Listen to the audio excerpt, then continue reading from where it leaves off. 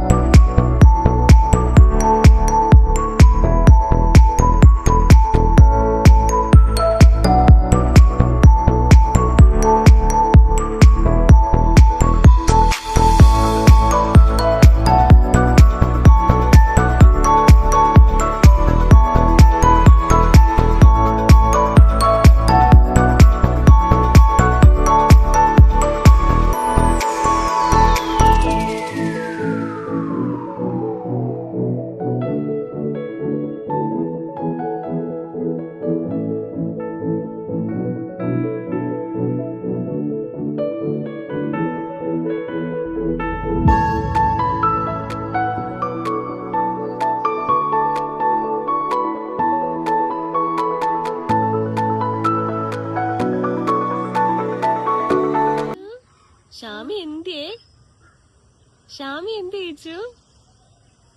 അപ്പോൾ ഗൈസ്, നമ്മളിത് ആദ്യം തന്നെ അന്നപൂർണേശ്വരി അമ്പലത്തിലാട്ടോ വന്നത്. അപ്പോൾ ഇവിടെയാണ് നമ്മൾ എപ്പോൾ വന്നാലും നമ്മൾ ആദ്യം ഇവിടെ വന്നിട്ടാട്ടോ വേറെ എവിടെയും പോകാറുള്ളൂ.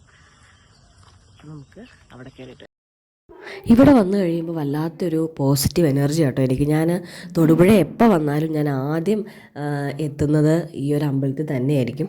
കാരണം നമ്മുടെ ഒരുപാട് നമുക്ക് നല്ല നല്ല മൊമെൻറ്റ്സ് ഉണ്ടായതൊക്കെ ഈ ഒരു അമ്പലത്തിൽ വന്നതിന് ശേഷമാണ്. അപ്പോൾ അതുകൊണ്ട് തന്നെ എനിക്ക് ഭയങ്കരമായിട്ടൊരു അടുപ്പം ഇവിടുത്തെ ദേവിയോടുണ്ട്. അതുകൊണ്ട് തന്നെ എനിക്ക് ഭയങ്കര സന്തോഷമാണ്. എൻ്റെ മൈൻഡ് ഭയങ്കര റിലാക്സ്ഡ് ആണ് ഞാനിവിടെ വരുമ്പോൾ. പിന്നെ ഇവിടുത്തെ തിരുമേനിയാണെങ്കിലും നമ്മുടെ ഫാമിലിക്കൊക്കെ ഒരുപാട് അറിയാവുന്ന തിരുമേനിയാണ്. അപ്പോൾ തിരുമേനിയെ കാണുമ്പോൾ തന്നെ ഞാൻ ഭയങ്കരമായിട്ട് റിലാക്സ്ഡ് ആവാറുണ്ട് കേട്ടോ. നമുക്ക് അടിപൊളിയായിട്ട് തൊഴാനൊക്കെ പറ്റി കേട്ടോ. അപ്പോൾ കിച്ചൂട്ടനും ചേട്ടനത്തെ കാറിലോട്ട് പോയി.